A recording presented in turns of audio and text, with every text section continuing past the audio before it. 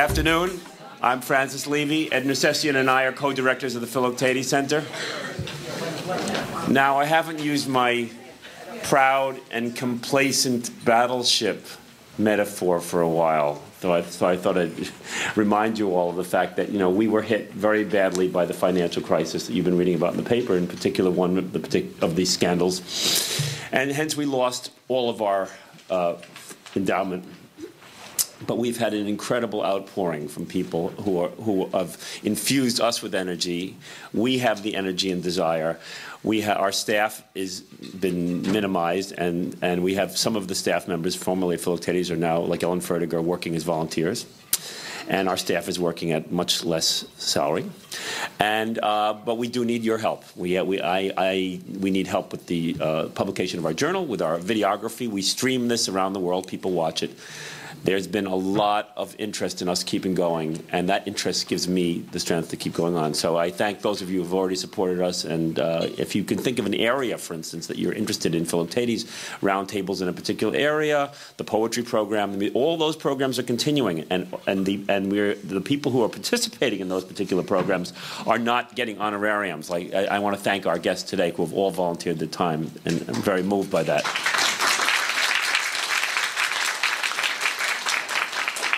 So before we begin the panel, I have a few announcements of another nature. The show Typographica, which you see on the wall, which was curated by Hallie Cohn and Adam Ludwig, was attendant upon our typography roundtable that Steve Heller moderated. And so you can see the Alexander Norbaum photographs of graffiti, which is one type of typographical exercise, and Eleanor Holland's calligraphy, Elaine Lustig-Cohn's typography, and in the other room there's an installation. A part of it, it's actually a fragment of an installation, really, by Christopher Calderwood. So these are different aspects of the typographical impulse as it relates to imagination, and I wanted to call your attention to that. I'm now pleased to introduce Ted Shapiro. Ted Shapiro is professor of psychiatry emeritus at Weill Medical College of Cornell University. He was formerly director of child and adolescent psychiatry at New York Hospital, Cornell Medical Center. He is a training and supervising analyst at the New York Psychoanalytic Institute and a member of the Columbia Psychoanalytic Clinic for Research and Training. His work in developmental disabilities and linguistics as they interact with psychoanalysis and psychiatry is well represented in over 200 scholarly papers and book reviews. Dr. Shapiro has also written or edited 6 books. He is the author of Clinical Psycholinguistics and the editor of Volume 5 of Psychoanalysis in Contemporary Science. He has been on the editorial boards of numerous journals and served for 10 years as the editor of the Journal of the American Psychoanalytic Association. Dr. Shapiro is currently a co-investigator in studies concerning hypnosis and neuroscience and in a study of dynamic psychotherapy for panic disorder in adults and adolescents. Dr. Shapiro will moderate this afternoon's panel and introduce our other distinguished guests. Take it away, Ted. Thank you very much. I'm going to make some abbreviated introductions of our co-panelists, and I will let them fill in where necessary. To my right is Debra Niehoff, and she's a neurobiologist, a science writer, and an educator. She teaches at the Bucks County Community College, and she's an instructor in the college's Division of Continuing Education and Workforce Development.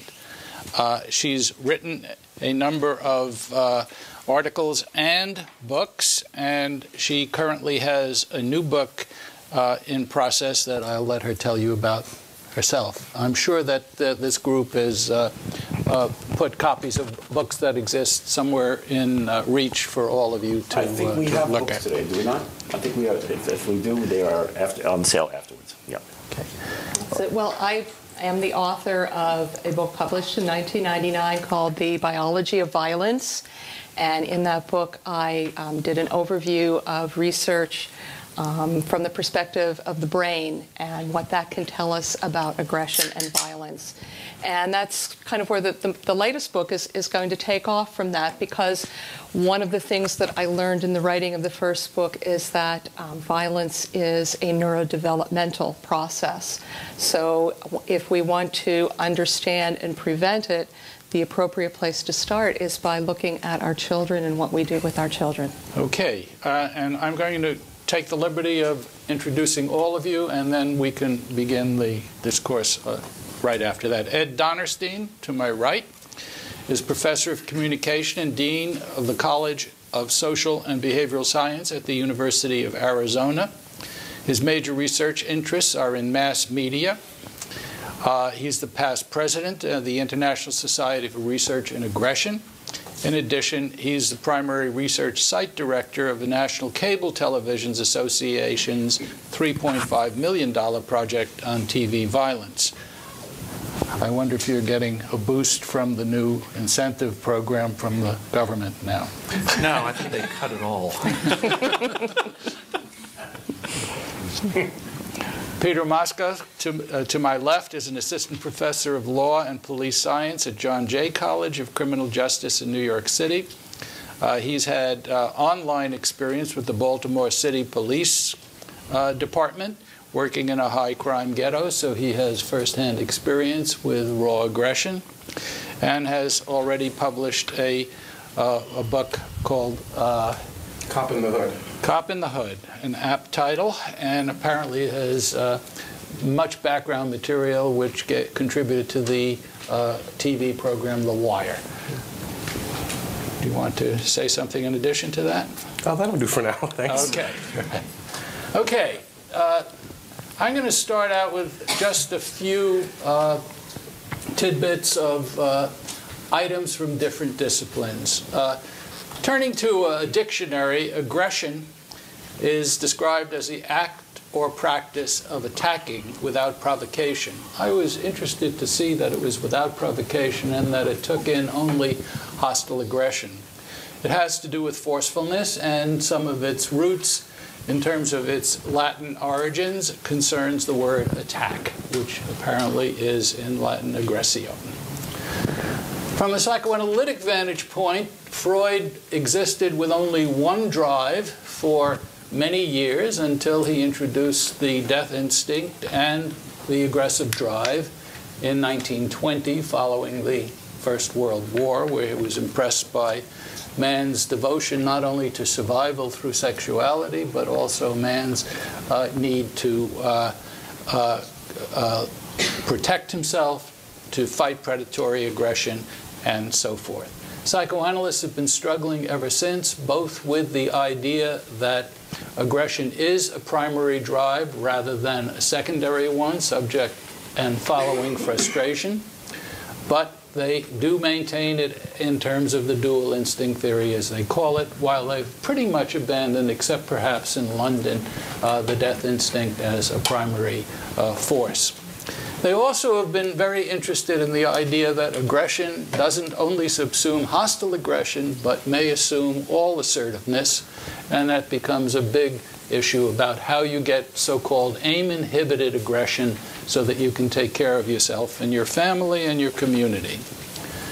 On the other hand, Konrad Lorenz, as was mentioned earlier in his book on aggression, talks mostly about animal interaction in the wild concerning predation, territorial protection, and hierarchic assertion.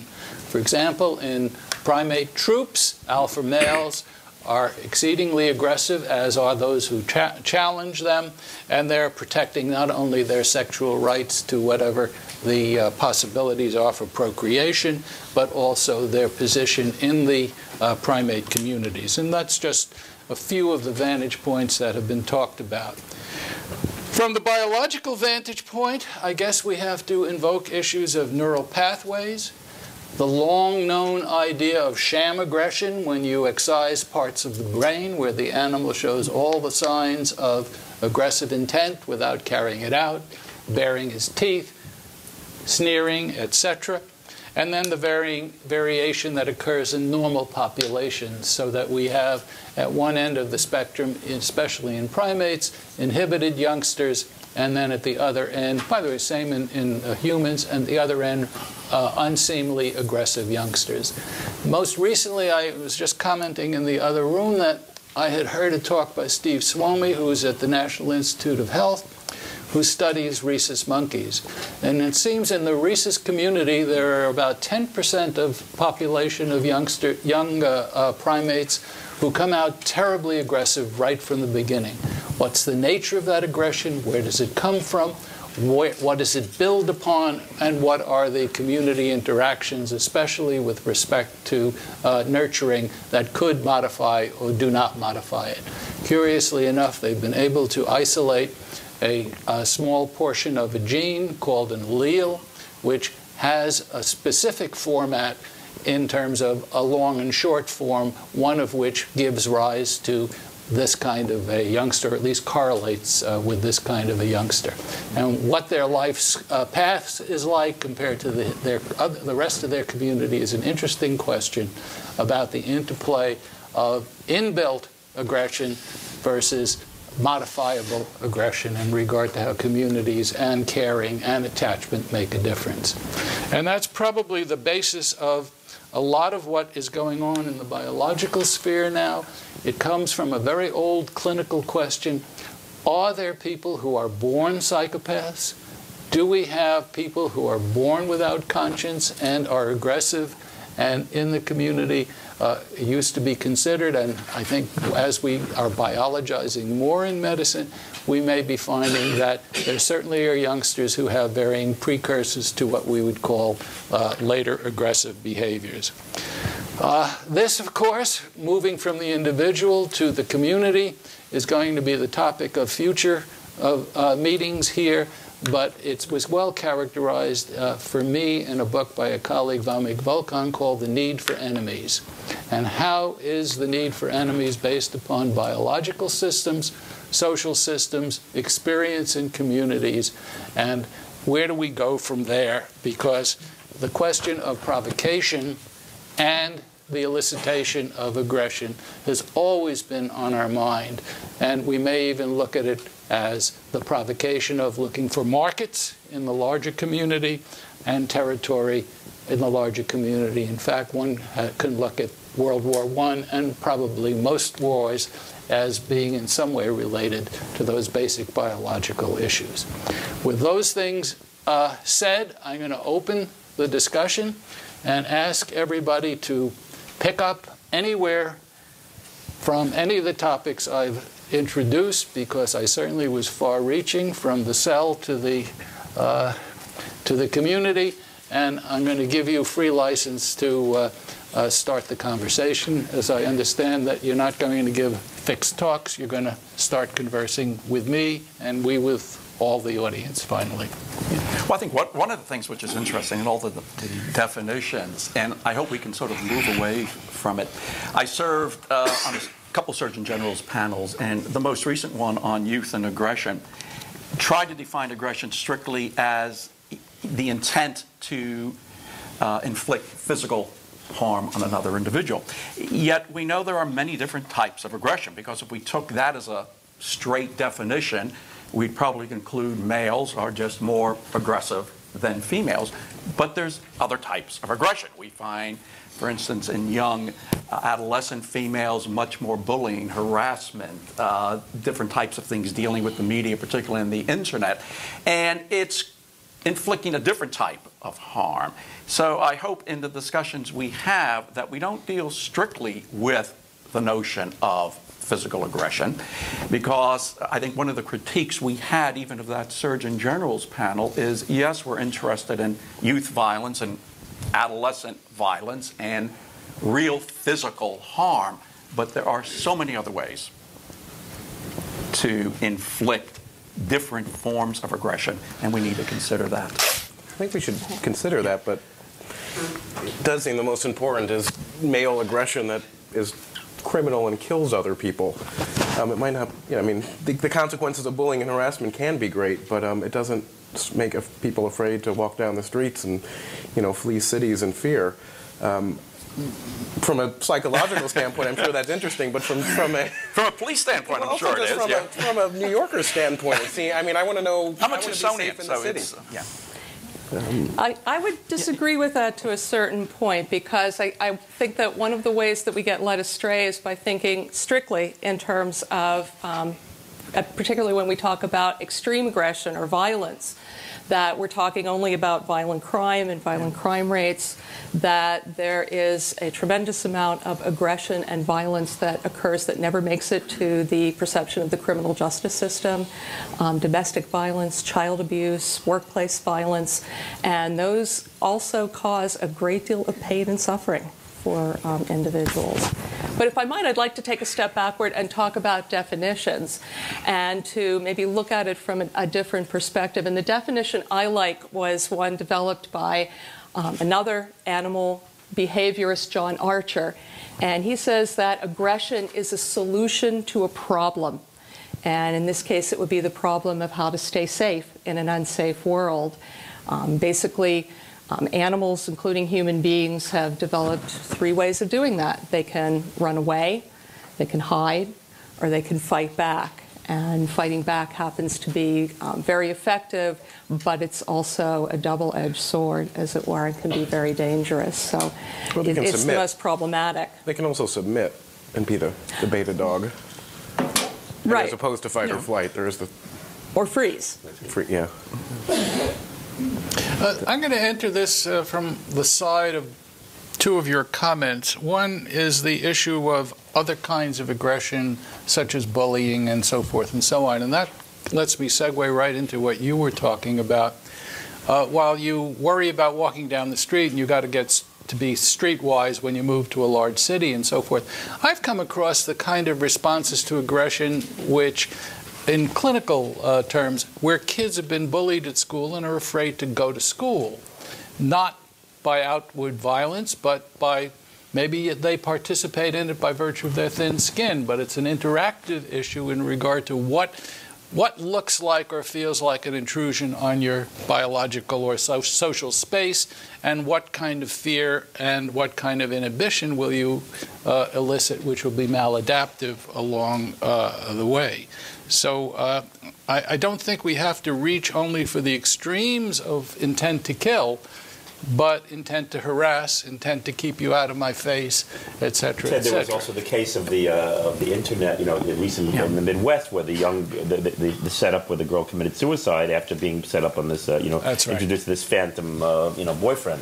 Well, here we go into yet another area that we're naturally going to have to segue into, which is we don't even have to have face-to-face interaction these days. We can have imagined stuff over the internet or the telephone or whatever. I don't think any of us disagree that extreme forms of aggression are obviously important. But if we want to make the prediction of who's going to be aggressive as an adolescent, we're going to have to look way back into childhood. And there is a good deal of research coming out now, which I think strongly suggests that it is some of John Archer's and other folks, and a lot of cross-cultural studies, that if you can identify a young child who is a bully, who does harass, those become fairly reasonable predictors of adult or adolescent aggressive behavior. So knowing that at, I used to say age 6, 7, and 8, but now we're discovering at age 2, 3, and 4, or maybe even younger, is very, very important in terms of, one, predicting, but I think more important, of trying to prevent, trying to re-socialize, trying to really change the types of processes that can lead to adult aggressive behavior. One of the things that I think you learn as a police officer, who tend to be unsympathetic to the concept of older juveniles, say the 14 to 18 range, 14 to 17 range, is because police see the homes that a lot of kids come from, and you don't want to say someone has no hope at age 5, but you look at some homes and you go, the odds of this kid making it are pretty slim. I think it's people who deal with aggression understand that it does form at a much earlier age, and it's not really fair to blame the junior high school teacher at that point who only have the child for 8 hours a day. A lot of these personalities are set at a sort of disturbingly young age. One of the interesting things, and it goes back to what you said in the beginning, the idea of whether aggression, whether you're born with it or whether it's nature or nurture, but the modern criminal justice system, and by modern I mean from the late 19th century with the start of the penitentiary system, is set up on curing the individual, not treating the crime but treating the criminal, which by most measures, has failed as a system. We haven't lowered recidivism. The question is there anything to cure, of course, is one thing, because sometimes the only problem they have is they got caught, and I'm thinking of drug crimes or something like that. But we've moved away from the model of the sort of punitive approach to aggression, which I think is an interesting shift, yet that the system, we're kind of caught in what was a modern system 100 years ago of crime and punishment, and probably doesn't work very well today. I want to tell you all an anecdote and see your response. I'm interested especially in Ed's response because he said something about predictability. After the Columbine experience, I was asked by New York Bar Association to participate in a panel at the New York Bar Association, which included child psychiatrists, mental health workers, citizens, and lawyers. I came across a very interesting phenomenon at that meeting. There were lawyers there and people who thought that we had ways of picking out who was going to be violent. And if we had those ways, we should send those questionnaires around to everybody and so forth. I found myself in the as part of the audience saying to them, watch out. You may get what you wish for. It may be your child who's labeled by that kind of thing. And I don't think we have the evidence yet. I'd like to hear from you what we do know. I don't think we have the evidence. Even if we did, I'm always concerned as a statistician of false positives. But in one sense, there's lots of factors which go into predicting. Okay, let's go into that. And first one, if we want to think about adolescent or adult aggressive behavior, the type you'd be concerned about, certainly being a male, that's the big one. Big one. Okay, but then there are just lots of others, both environmentally. Can't put all the males in jail. No. We're trying. Yeah. But they are all interactive with each other, and as you begin to add all these various risk factors, whether it's in the home, whether it's the media, whether it's biological, whether it's whatever you want to put on the table. Every single one of them, and there are dozens and dozens, just add to the probability of, that young child becoming even an if you had aggressive adult. Indicators of that could tell with a shocking amount of correlation, what could you actually do? Because that does not mean, being a likely candidate for aggression, you still have free will. They still haven't necessarily committed aggressive acts yet. The idea, I'm always a bit scared of this idea of overly predictive nature, because then you start punishing people for things for people like that. I really get overexcited about this idea that, as a biologist, that what folks from my perspective are saying is that people are born aggressive or born violent, and that is not true at all. That is a corruption of biology. When we talk about biology and aggression in the same sentence, what we mean is that the brain is the organ of behavior, and so if you want to understand behavior, you have to understand what's going on in the brain. And one of the most important discoveries to come out of modern neuroscience research is that the brain is plastic. It's always changing. That means that behavior is a product of both nature and nurture, that it is neurodevelopmental, that you have a starting point. No one's born a blank slate, but it's how that particular makeup interacts with the particular environment in which you find yourself that determines whether you end up being someone that you might have encountered on the street in trouble as a teenager.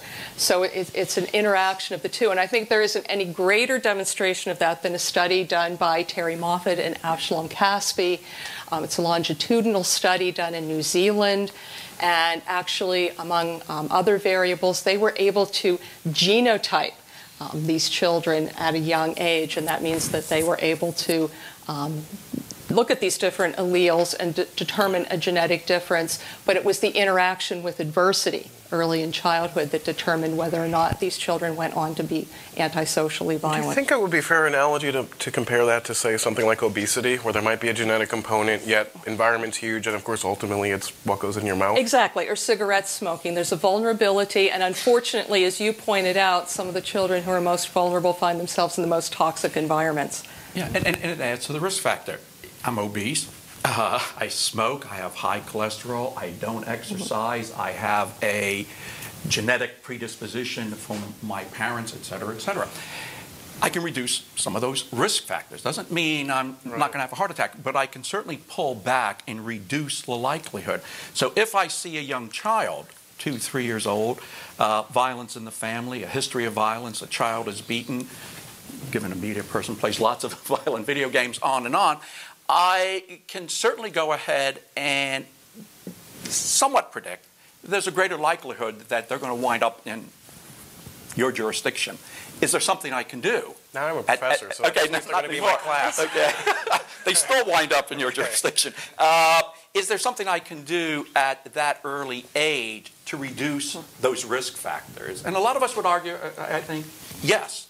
Doesn't mean it's going to be perfect, but those are times for interventions. And certainly a lot of the research suggests that if you intervene, and I think, Debra, I think you call for very early intervention. I know if Richard Tremblay was here from McGill, he would argue the same way, that the age groups you now want to deal with are 2, 3, 4-year-olds, maybe even younger. And a lot of the longitudinal studies indicate we can do something. All right, I want to stop the music just for a moment to clarify two aspects of this. Most of us are aware of Bowlby's idea about attachment theory, and attachment theory really was one that grew out of observations during the Second World War when kids were separated from their parents and so forth and so on.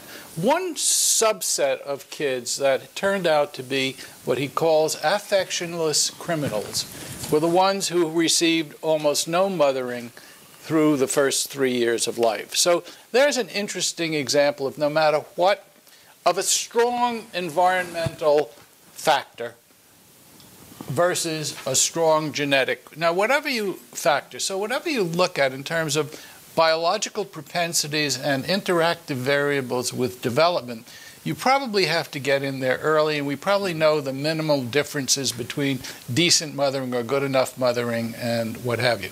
We also know that kids who grow up in situations of violence end up being violent. Kids who are hit themselves end up hitting. Kids who grow up in poverty. All of these become terrible risk factors for later events. So there are two questions here. Even taking all those risk factors, is there a something that must be there in regard to the biological beginnings in order to get an aggressive later outcome? Or is there a limiting factor that we can think about? To play the devil's advocate, though, in one sense, if you look, I mean, I'm a writer, so I was thinking Pinter. When you see The Homecoming, the condition of mankind is one of unutterable. I saw the play recently again. I did too. Unutterably shocked, actually, by the level of aggression that is the existential predicament of man. But let's take it on another level. In the Bosnian conflict, for instance, here you have people who have lived together for years in a kind of developmentally, a non-sociopathic way, and all of a sudden you've ignited a conflict where, as adults, they are expressing huge degrees of human aggression, depersonalization, and it's not related to necessarily to nurturing factors. I mean, it's as if what I'm saying is that in the Pinter scenario and in the one I'm giving in the Serbian conflict, you have a cauldron of aggression that exists and that can be uncovered at any particular moment if the right circumstances provide. All right, Francis, I'm going to throw that open to the group. Do you guys believe there are cauldrons of aggression? Because I have real problems with the idea that we are seethingly aggressive as human beings, as some people interpret Freud to suggest. We're sexual and aggressive, and then we have to put curtailments on that. I don't think that's the way it is, but I'd love to hear what all of you say. The cauldron of aggression. The idea of latent aggression waiting to come out and a genocide coming in the post-Tito years. Okay, a couple of things. First of all, again, going back to this idea of aggression being a solution to a problem, we have that in our toolkit. And so we all have the capacity in dire circumstances, when it's a life or death matter, to pull that out as one of the tools that can ensure our survival.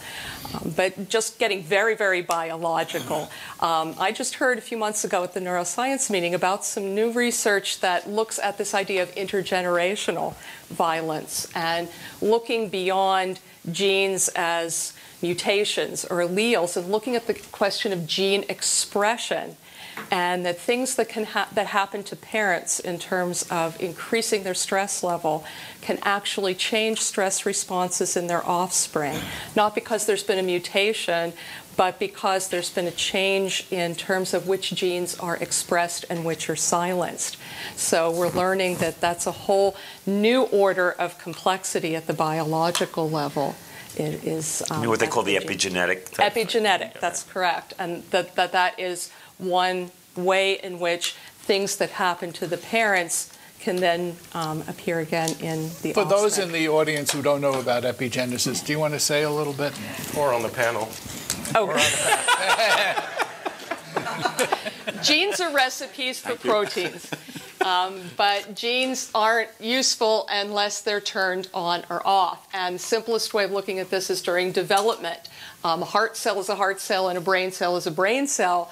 They all have the same component of genes, the same 30,000 or so genes, but in the heart cell, heart genes are turned on and brain genes are turned off. And you can also do this throughout life, and that's one of the ways in which this plasticity operates, that experience which causes communication between nerve cells is translated into turning genes on and off, which changes levels of proteins, which changes the architecture of the brain. So this turning of genes on and off. And epigenetics simply means that that's the level you're working at. It's silencing genes and marking them so that in the next generation those same genes are silenced or turned on. Just think about it. Even if you have a gene which gives you a propensity to be more aggressive, there are certain experiences which might go right down to the gene level and modify that, actually by something we call methylation, so that it changes and turns off the possibility. Think of the fact that people who get cancer later in life, they have what they call an oncogene, a gene tendency towards that. What turns it on and what turns it off may be environmental and may be the crucial factor in aggression too. So it's a very important idea. Yeah, and I was going to mention there's got to be, I would hope there was sort of a very strong cultural factor that contributes to that brain development. I mean, there's a very interesting book, Richard Nisbet's, and I think it's called The Code of Honor.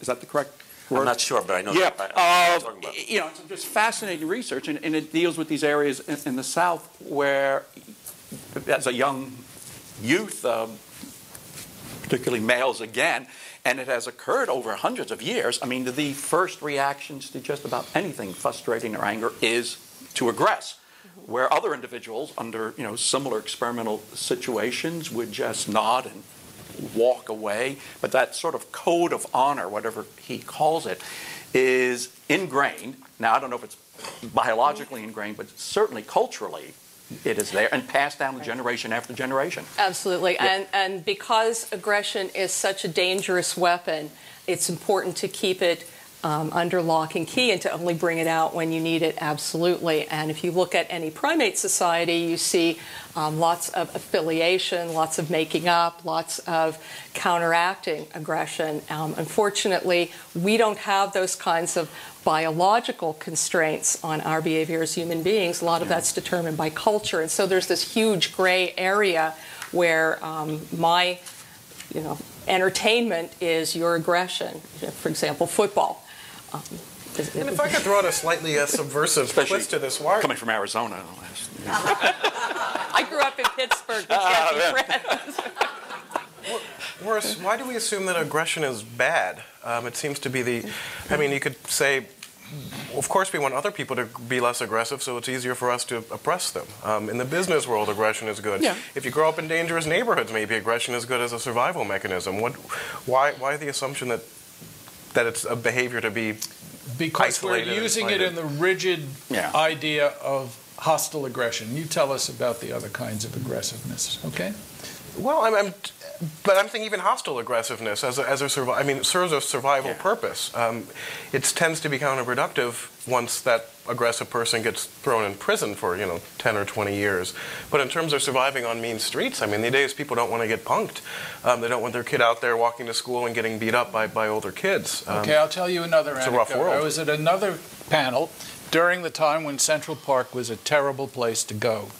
And mothers were telling their little kids, when you're out in this park and somebody comes and wants to take your bike, give it to them.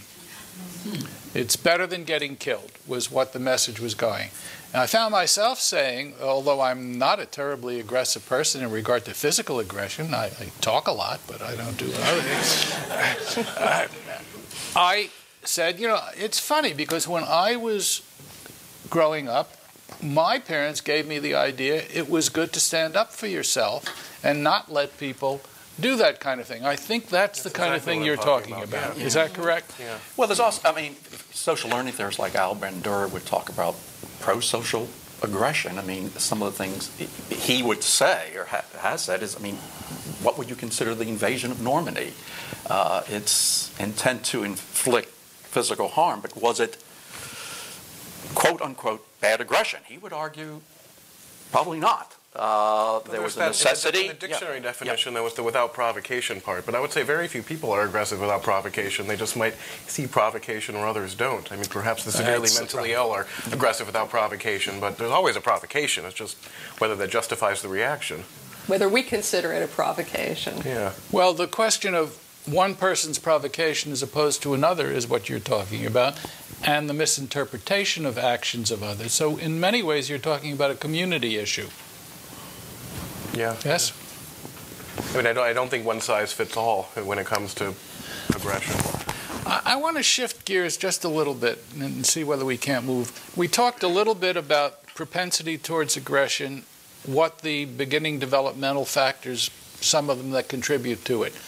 Once you've got a more grown person, what in the community contributes to aggressive behavior or criminal behavior later on? For example, I'm going to ask you in the media, and I'm going to ask you as interested in police action, what about all the aggression on television, et cetera, et cetera? What do we know about that? And I'm going to ask you from the standpoint of law and it's the exercising of law in order to protect the community. What have we learned about ways to deal with even convicted criminals? I remember we started out punitively, and now we're supposedly in a rehabilitation mode. I would like to hear you talk about the opposite, though. Okay. Well, then you tell us about it, because I don't know. The prisons were set up by Quakers as the idea was it was a progressive form. Prison was supposed to be progressive as opposed to flogging and other older forms of punishment. But the idea was to cure the criminal. That didn't work, but we still had prisons. So they served to isolate people from those people who are really afraid will hurt us if they're on the street. But now we have almost 3 million people behind bars. Most are not dangerous, so at some point prison has just become a form of punishment. I think it's a very bad form of punishment, not to mention expensive. But it seems like we haven't learned much, unfortunately. Part of the problem is people who advocate reform of punishment tend to be soft on crime as the label, but it ignores, in a way, society's desire to be a little aggressive towards criminals. You're not supposed to talk about punishment for purely retributive purposes in polite society, but there might be, and I don't know much about the biological roots of that, but there may be something very deep down that says, well, we just want to hit people when they do something wrong. Yeah, and your question on the media side, for whatever reason, you have an aggressive adolescent or an adult, and this might be the wrong group to say this to, but there's no evidence of anything that Lorenz or Freud talked about in terms of catharsis from virtual aggression, that is, vicarious aggression, watching somebody else aggress, much, much different. In fact, all the research strongly suggests it maintains, reinforces already existing aggressive attitudes, aggressive types of behaviors. But it's also important, it's not media violence in general. Nobody is talking about a Saving Private Ryan. What you're talking about is aggression which shows very little consequences both to the victim and the perpetrator, of very little harm, that is rewarded, that has no sort of social value to it. And there's just too much research now, particularly, again, cross-culturally, that it is a fairly reasonable predictor of later adult aggressive behavior, but certainly a strong predictor of maintaining those aggressive behaviors, attitudes, which were already socialized 3, 4, 5-year-olds. Can I tell a little story? I was in, I don't know, 2nd or 3rd grade, and a kid hit me. I swear, for no reason. I was doing nothing. The kid came up to me and hit me. And that's what you say. I see the mothers and fathers when they come and tell me about it. But trust me on this one, I didn't even know the kid. I just got hit. So the first thing I did was go up to an authority figure. And I found some woman who I don't think was a teacher. And I said, that kid over there hit me for no reason at all. And I remember her looking down at me, and she just said, well, hit him back. Yeah. And what's interesting is that thought had never occurred to me. Because that wasn't how I was raised. I mean, maybe I was raised to be a little whiny snitch. But the idea of hitting the kid back, and I remember a light bulb going on and going, you can do that? And I didn't, and I never saw the kid again, so it was good, but I don't know. Well, that is a very interesting issue, though, in regard to what about cultures where the notion of hitting back is actually discouraged? Or what about cultures where you don't let somebody take your bike and you do fight back? So there are cultural determinants in how we operate in these varying situations. And there are differences, for example, between who you consider to be your neighbor, your friend, your community, and those who you consider to be outside of it. So that, that's an important part, because if you're never going to see the person again, it makes sense to back down. But if you give your bike up today and you got to do it every time you get a bike, at some point you got to draw the line. Well, then you become known as the person to whom you can bikes can be stolen from. Right. I love my bicycle, by the way. I'm not giving it up. Yeah. Actually, he did come in with a helmet. So. Hey, when you were talking about the media, I mean, now in the sports, for instance, boxing is on the decline, but mixed martial arts have come up. And mixed martial arts is far more violent than anything boxing has ever. The level of training and the level of explicit violence on television is much higher than anything that was ever seen in boxing. It's kicking to the head, it's unlimited, basically unlimited, breaking knees, all those kinds of things, and it mixes the jiu-jitsu type things. So there you have, and I've often wondered, is the advent of this any reflection on the, I'm posing yet another question. Which came first? Yeah, is it a phenomenon that this has supplanted boxing? Yeah, it's interesting because I was telling Ted I saw an interview he did with Richard Hefner going about 10, 15 years ago, and you talked about the drastic change even then of the types of violence which existed in the media, and a lot of folks would probably argue that we have become desensitized. I think that there's no question about that, and desensitization can be a transient type of effect, but it certainly occurs. And there's, again, some very good experimental research that you just need another sort of level to get those levels of arousal or entertainment, whatever we want to call it. And it does require a little more graphicness than it did in the past. And you could be right. I don't know the answer, but again, there's enough sort of experimental research to indicate that one is looking for sort of another level to get that high back. And again, graphicness, blood, gore, those types of things play a very, very strong role, particularly for young adolescent males.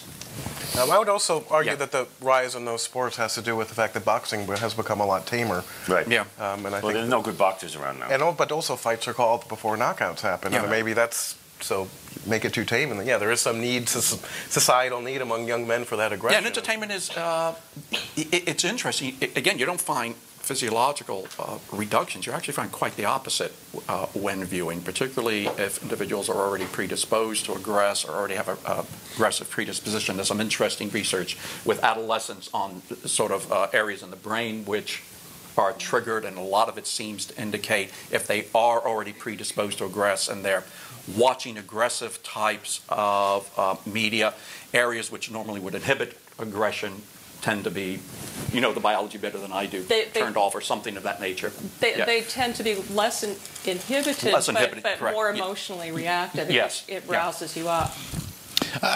This leads me into, I'm going to move into a slightly different area that I want to talk about with you. There's been recent suggestion and problems around the courts with respect to whether adolescents and at what age are adolescents responsible for their actions, and especially issues of criminal action. That's a social question.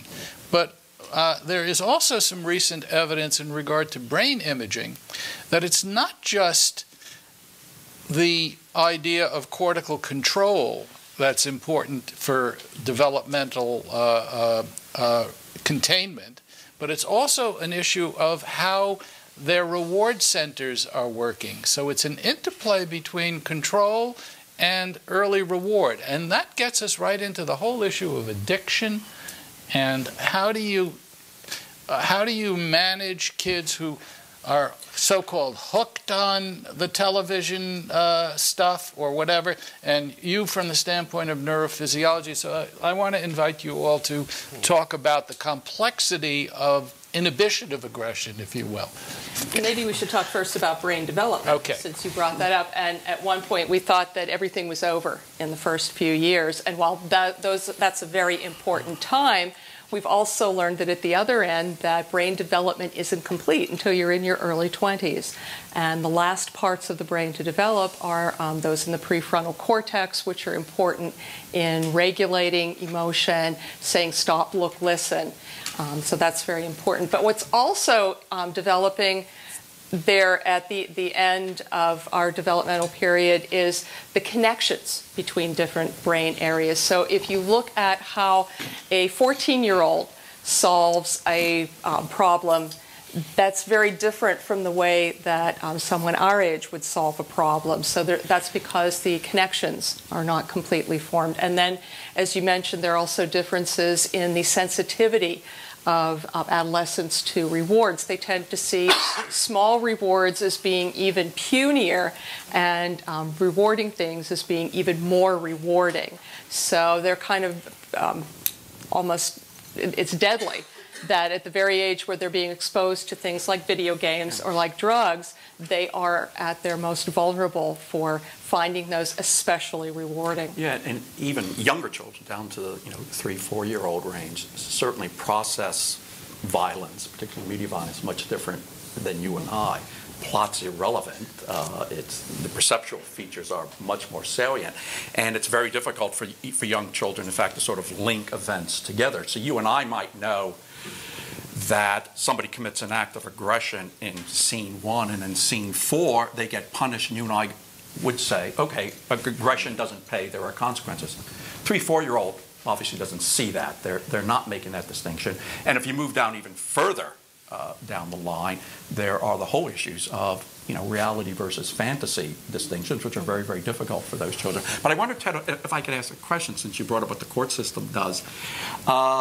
In Arizona, we have the case of I think a 7 or 8-year-old who walked in, shot his father and the father's friend. And I'm not sure if the courts have figured out what to do. He was sent home for Thanksgiving. I'm not sure if the case is going to be thrown out.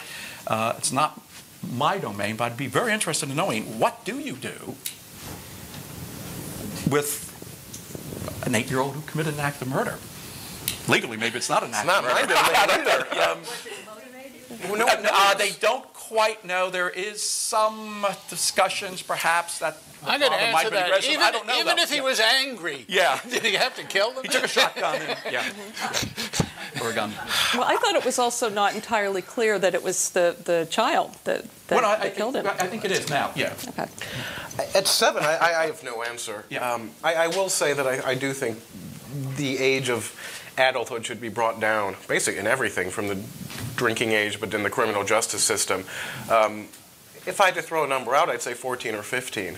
I mean, it's interesting, too. I mean, historically, if you look at bar mitzvahs or quinceaños, 13. That culturally, the age at which in the old days when adulthood was achieved was younger.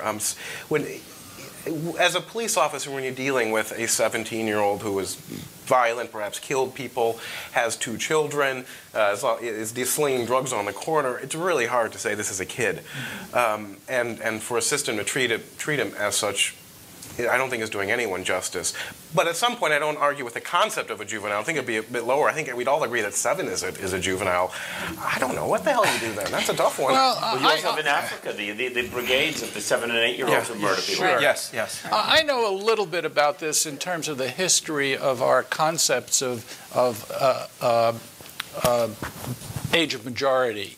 In fact, if you look across the country, the age of majority is different across the country. Some parts it's 21, some parts it's 18, some parts it's 16. And by the way, that's a states' right issue. But the only thing we're certain of is that puberty is the onset of what we call adolescence. That's a biological event. In most communities, puberty was the marking line between immature and mature because that's when you could procreate. It was a biological rule. As Erickson says, adolescence, consequently, is a moratorium between the age of majority in terms of your biological readiness and your social permissions to do that. And the law has taken on that. I must say that, for example, the church defined the age of reason as age 7. Why? Because they understood that it's at age 7 that you have certain competencies which allowed you to be an apprentice, for example, and also it corresponds subsequently with Piaget's ideas about having certain kinds of thought, cognitive processes. And the question of the age of majority and what you do with these things is a terrible social issue. You want to push it lower. Before, we used to have paternalism in the theater and in the movies. You couldn't have a movie, for example, with 2 people in the same bed, no less screwing in front of you, which you can't miss in every movie, or the word fuck being said every 7 minutes.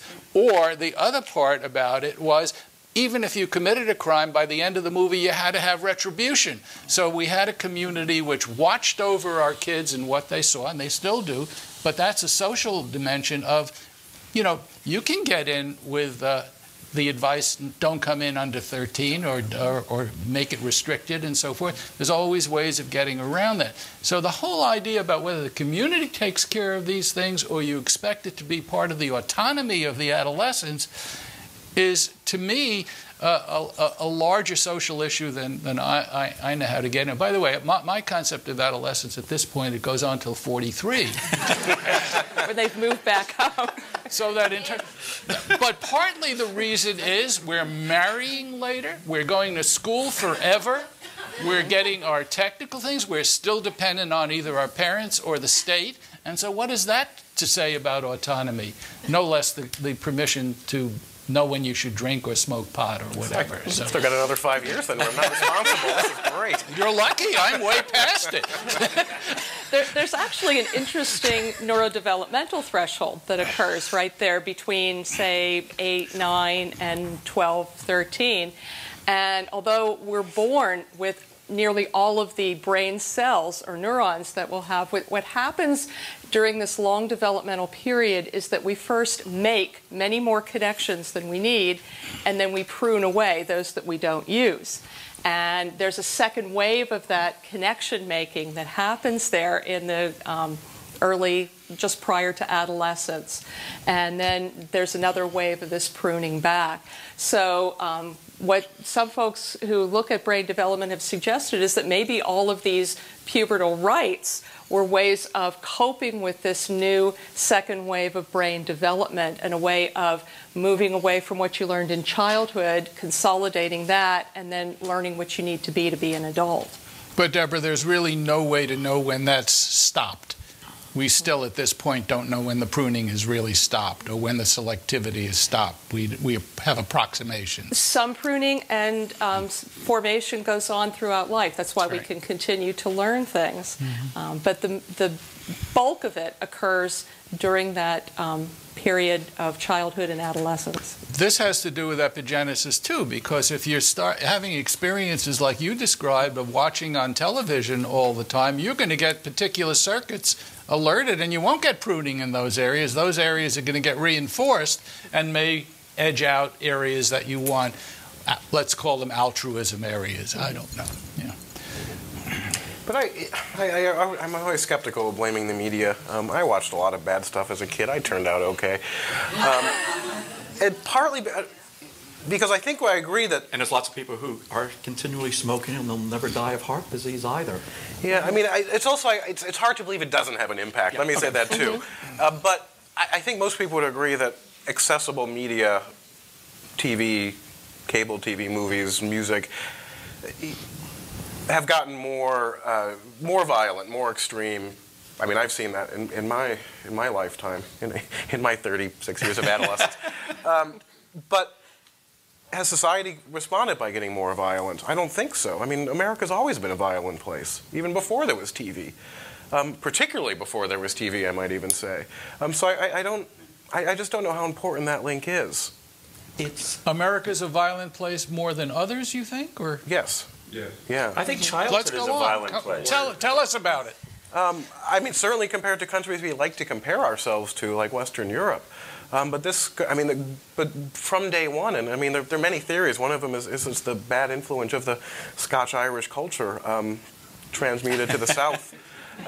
Is the roots of American violence. It goes on to what you said, that image of respect and aggression. That's one theory. Certainly, slavery plays a part in the role of aggression, though the Scotch-Irish are also interestingly blamed for that, as many. Just calling it like I sees it. But America is statistically and culturally and historically has always been more aggressive than Western European nations. But there's lots of risk factors. I mean, certainly, since you brought up the media, us and Canada have pretty similar types of media. Hard to sort of a firewall at the border. But there are issues of access to guns, access to drugs. I mean, there's a whole host of things that play in here. Absolutely. Yeah. But I love looking at Canada because, despite what Canadians think, they're not that different. But they have a murder rate that's 1/3 of ours, and this is after the great crime drop. So, I mean, clearly, and there are issues of guns and social welfare America's somewhat unique in having both poverty and guns. And that putting the two together may be the key link of aggression becoming death. Why is our homicide rate so much lower in New York than, say, Chicago or L.A.?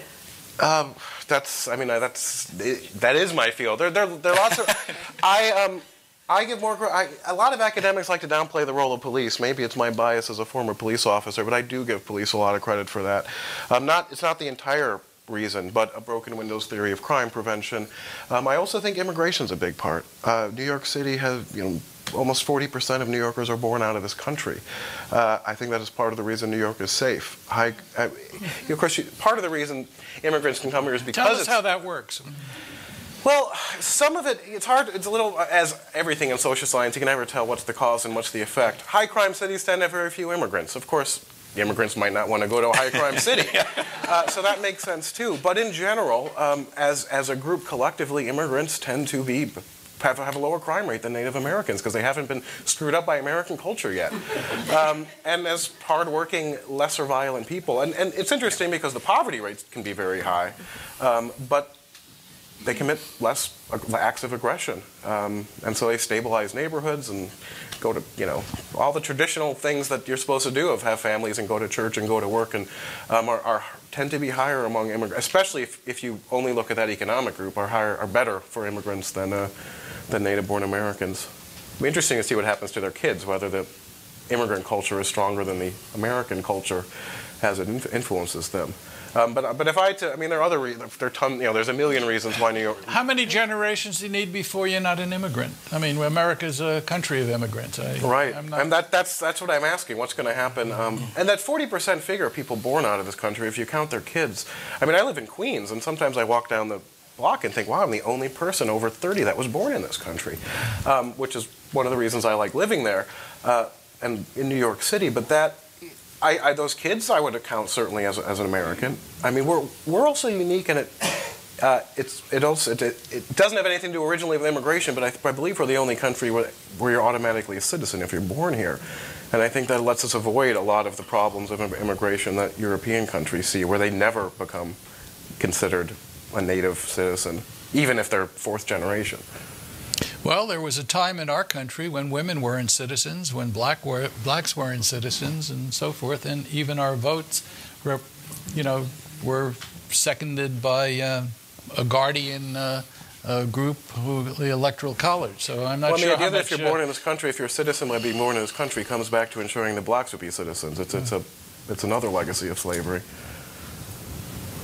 Going back to children, is it possible that there was something different about these cities where crime rates have stayed high, Baltimore, Detroit, Oakland, about what was happening, say, in child welfare or in the school system in those cities? The interesting thing about New York is I do believe those things got better, but from a police standpoint, they said we cannot change that. That's not our job. We're not going to worry about the traditional root causes of crime, of poverty and bad education and racism. As police officers, we can't do that. Leaving aside the specific tactics, which matter, but leaving those aside, because there are a lot of them. And the key change that happened in New York is simply the idea that police could prevent crime again. That was incredibly revolutionary. That was a real paradigm shift. It was a scientific revolution. It was all that. That now in the police world is accepted once again. It still leaves a tricky question of what the hell do you actually do. But to put police back in the crime prevention game as opposed to responding to your 911 call after the fact was a huge shift in philosophy. So is the police back in the neighborhood? I mean, walking? Not as much as it should, but I think that's a big part of it. I mean, it doesn't have that much to do with aggression. I don't want to waste time on it. I mean, specifically, you do have things like CompStat. You do have quality of life issue policing, foot patrol. Those all, I think, play a major role. Some of these programs, I think, which is important we might want to bring up here, came out of some of Edwin Wilson studies, didn't they? I mean, in some of the biological work he did, because I think that the whole notion was that it was controlling petty crime in the neighborhoods and not getting away from the crime syndicate model and sort of using a more peripatetic approach and not allowing the perpetrators of the prostitution, the numbers rackets on the streets, and creating an environment less conducive to crime. A lot of the theory behind the New York crime doc really started with Jane Jacobs and her idea of urban vision, and then was taken by George Kelling and James Q. Wilson in the Broken Windows article, which was in 1982. Bill Bratton read that article and then loved it and implemented it here. I wonder, though, is an extension of the argument that more police make for less crime that a higher degree and a better degree of family paternalism or maternal action would also prevent crime? Absolutely, but the question is how it's easier to control the police than it is to control parents. I mean, we pay the police. I have another datum that I want to try out on you for this one. I remember in the 60s, Central Park was impossible to go into. I'm back to Central Park. Did you lose a bicycle there? No, but I had an argument with my wife about whether we should let our kids go to the park. Okay. Ted, if you can remember the 60s, you didn't have a good time. Do you know what made Central Park livable? The mayor. Lindsay. He drove the middle class in. There's nothing that drives criminals out like the middle class. He opened up bike paths. He opened up restaurants around Belvedere Circle. He made it accessible to families and so forth. And we had a real change in our experience. We have people shaking their heads. I like that. You could, yes, and they seeded the lawn. And they had concerts there 4 or 5 times a summer. So, there are other ways besides the police, I guess. But it fits very nicely in the idea of creating an urban environment that is less... But the important part about all this theory is it ignores all the biological and even all the social issues that, I don't want to say cause, but correlate with criminality. It's saying we don't know what to do about that, but we can still have an impact on quality of life and therefore crime.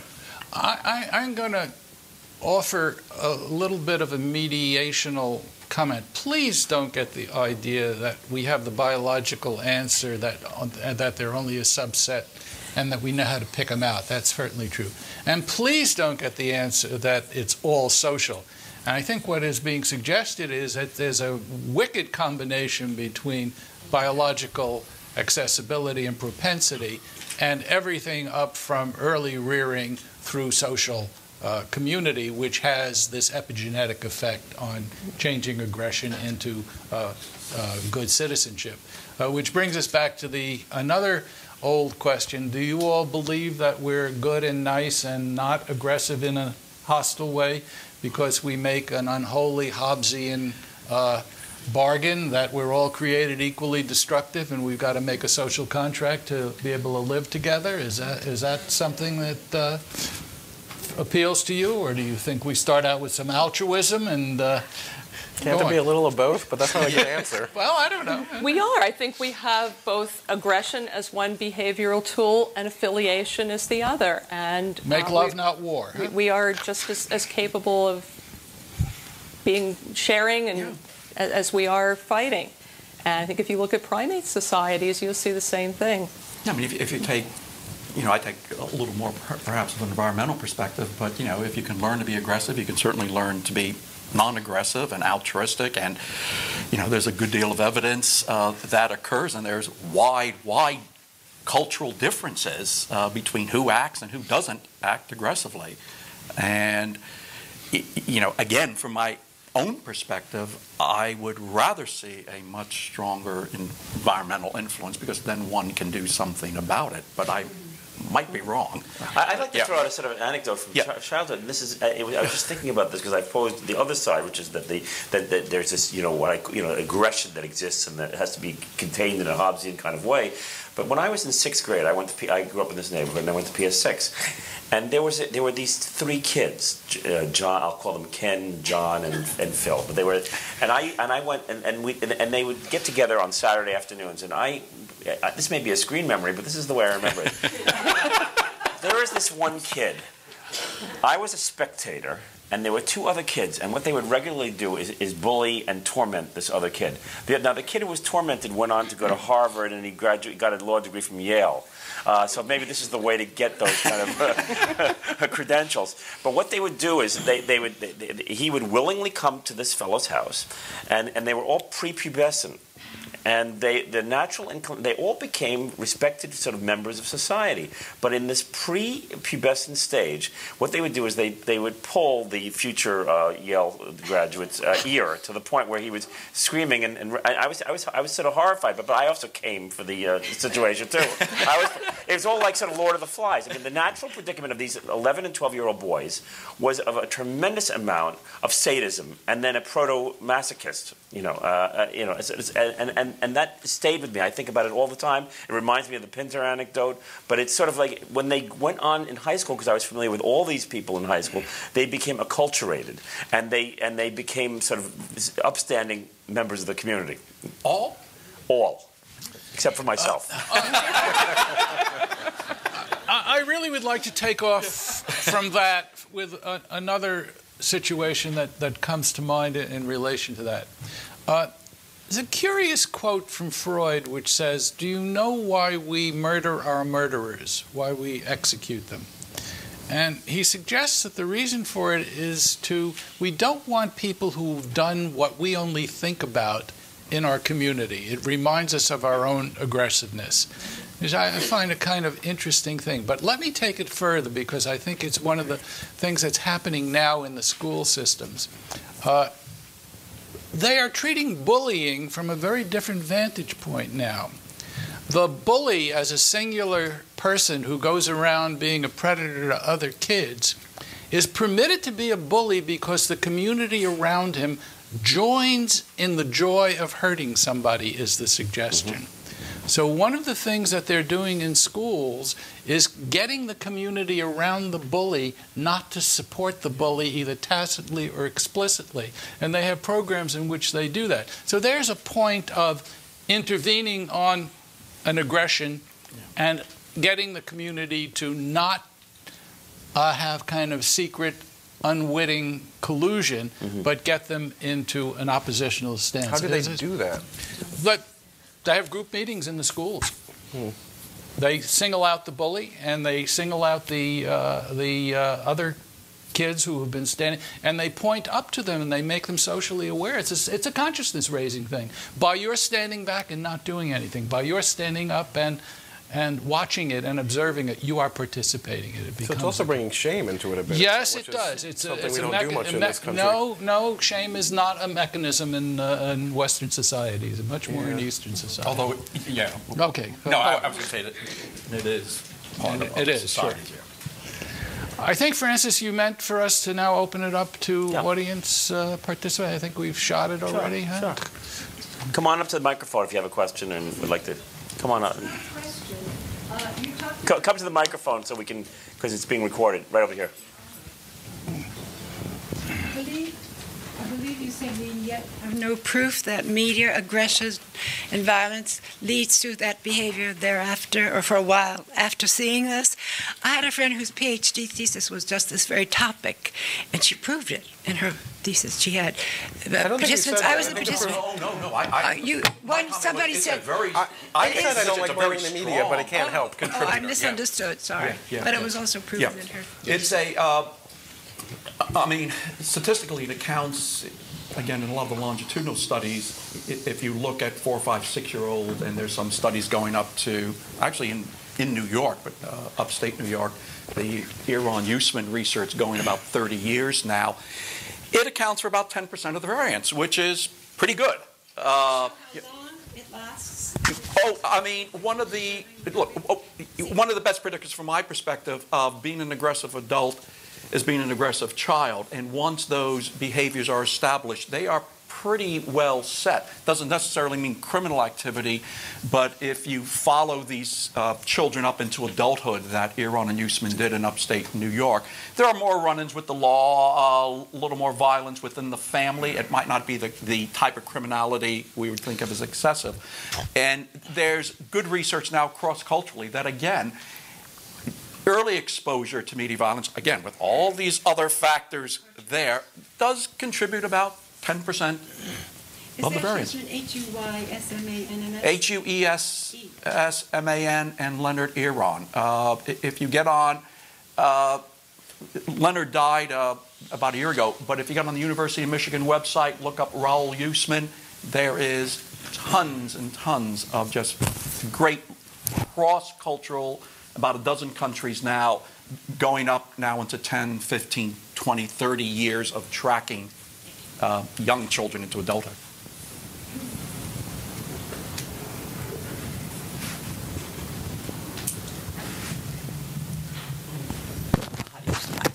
But I wondered if you would comment on fairly recently in a good girls' school in New England someplace, there was, and it got caught on some cameras, which is why it came to my attention, that there was hazing for a junior class by the seniors, and it was all girls. And when you talk about aggression and bullying and hurtfulness, I mean, I couldn't believe it.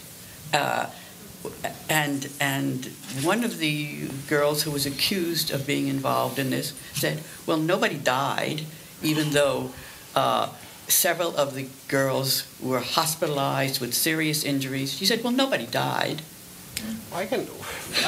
It's funny you say that, because as you were talking, I'm thinking from a police perspective, the most aggressive fights tend to be between women. Mm-hmm. Where, you arrive there and there's hair pulled out on the street. And they're really brutal. And I was about to say, but it's interesting because no one ever dies. Do they tend not to use weapons? Well, in this case, they were beating. I wouldn't say that. Really I mean, not guns, perhaps not. But no, if they're knives or bottles, though. Interesting. I mean, yeah. Men tend to follow subconsciously some, Marquis de Queensberry rules, even if they're or variations of it. But yeah, women fighting is just all there are no rules. It's full on. Yeah. And Bob Cairns, who is both human and animal aggressive research, used to say that females are not non-aggressive; they're differently aggressive. and that they use different techniques. And if you look in the animal kingdom, some of the most aggressive creatures are mothers defending their offspring. Absolutely. We have another question. Hi, my name's Grace. I wanted to discuss your comment you made on. I grew up in Australia, one of the safe, smaller population countries, and you made the comment that America is violent. I think it's your guns. That's the problem, your gun control. It's not necessarily that the countries and the people are violent. I think it's the guns. Like this 7-year-old had access to a gun and killed his father. Because that I see is the main issue. Because when I first told my family and friends that I was coming to live in New York, they all went crazy and said, "Oh my God, you're going to be shot, you're going to be shot." That was the first thing, it's like the fear. And I had a little bit of fear. When I ended up on the wrong train and ended up in Brooklyn, I was like really scared, thinking I'm going to get shot. It's the guns. The good news But I had some really wonderful people, because I did panic my first few weeks here that I ended up in Brooklyn and I thought I was going to get shot. So it's I had some wonderful people guide me back onto the train to get me back to Manhattan, where I felt safe in my little midtown area where I work and live. So it's the guns that guns it's not are necessarily key. the violence. The good, I mean, if you can call it good news about violence in America, is there are not that many innocent victims. It's people. Victims tend to know their assailant, so if you pick your friends well and you're not doing anything illegal, odds are you won't get killed. I could be wrong. I believe Australia had about 450 murders last year, though I might be wrong, but I did look that up recently, because it's just more than the city of Baltimore. Actually, it's twice as much. But it's shockingly low. 20 million. 20 million people. But we don't have. I mean, coming here and seeing guns so excessive, I mean, so available. There are countries. I'm not a fan of guns, but there are why countries. That isn't controlled. Why isn't that? Because, and this is, I'm sure, a crowd that is unsympathetic to guns, but let me present something from my gun nut friends. When we talk about the First Amendment, we don't care about the harm free speech does. Free speech is a virtue of freedom, and we're willing to take some negatives from that, because free speech is the First Amendment is a strong value for us. For a lot of Americans, the Second Amendment is freedom, and the fact that some people can't handle guns responsibly is no reason to limit freedom. And you have to, it is so deep in the psyche that, I mean, that is the way this country is. And there are more guns than people. Regardless of what we think we should have in terms of gun control, I believe it is politically a futile effort. We have guns and we got to live with them. That's wrong. Well, my view is that kills. Why does an ordinary person need a gun? Because a good chunk of America will fight to the death for it, and unless we want to really have a civil war, we got to deal with it somehow. Yes, please. If I can say one more quick thing on guns, I don't want to. Then hopefully nothing else. There are countries that have high gun ownership and low crime. Again, we have guns and poverty. Switzerland and Greece come to mind as countries that have a high rate of gun ownership and low amounts of gun crime. Guns are a key part of the link, but there's something else about America too. Yeah, you know, this reminds me of an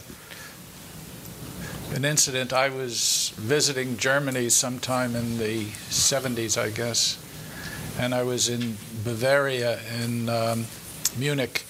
I went to one of the beer halls to get the experience, and I sat next to a man who I knew was a little older than I was, so therefore he had been a part of the Second World War.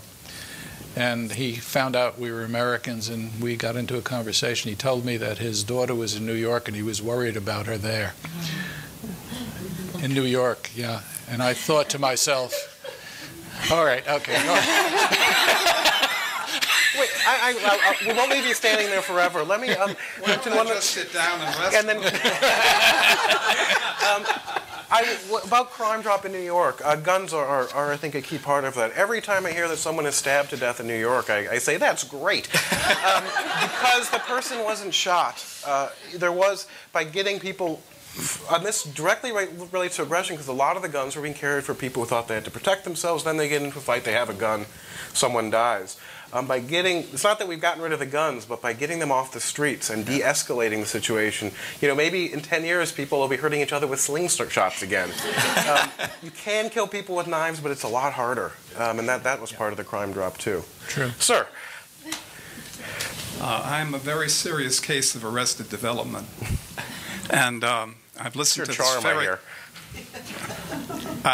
this very erudite discussion from various people in the professional level of educating the rest of us at some level in various states around the country, as I've been doing in this place for quite a while, just listening, hoping I would end my arrested development. That hasn't happened yet. Now, my problem is, if you please, I got stuck with Professor K.D. Irani. I never met him after the class I took with him at City College, when it was a college worthy of the name at the time. It's quite a while ago. But I will never forget him standing there and going like this and holding his finger out. And the question was free will or determinism. That's the question we were all trying to discuss in philosophy with him. And he stood there like that. And he said, am I going to move my finger or am I not going to move my finger? And I said to myself, he's going to move his finger. The question was, when was he going to move his finger? And eventually he did. His argument was, and I've not seen any reason to go beyond that in my own life in the last 30 or 40 years, if I knew enough about each one of you, I ought to be able to predict from the childhood level with the parents or any other place exactly what you would do and when you would do it. If I knew everything about you, that was part of what made you what you are. But since I don't know everything about you, then I'm stuck with the question of free will or determinism because I really can't answer everything. But I must eventually go to free will because if I don't, you better throw away the entire court system and all of your activities, sir, in the police department or when you were there. Because unless I assume free will, none of us can operate together. If I assume something different than that, it then is possible to have a different kind of social order. But without having answered that question sufficiently, it's good conversation in my view, but without having really gotten to the level at which you need to have in order to have an understanding of what the differences may be. I've had a foot problem. I may be shaking a little bit at the moment. I don't know if I am. I'm there still with K.D. Irani. Is it free will or is it determinism? And where are you? If you don't mind my pointing the finger, since I'm not in your seat, where are you on that question? Biology is not a synonym for determinism. Thank you. And so that's where I stand. I think free will, however, also encompasses options. And I think we have to ask ourselves, we all have lots of options. How many options do you have if you are a young person in a dreadful community, bad schools, both parents in prison, lots of drugs? How many options do you really have? I very much agree with you. So sociologists tend to downplay free will. I'm not a typical sociologist, though. Partly I believe it is important, and partly I believe agreeing with what you said. In a way, we have to, because I don't see the other option. I want to engage you on this just a bit.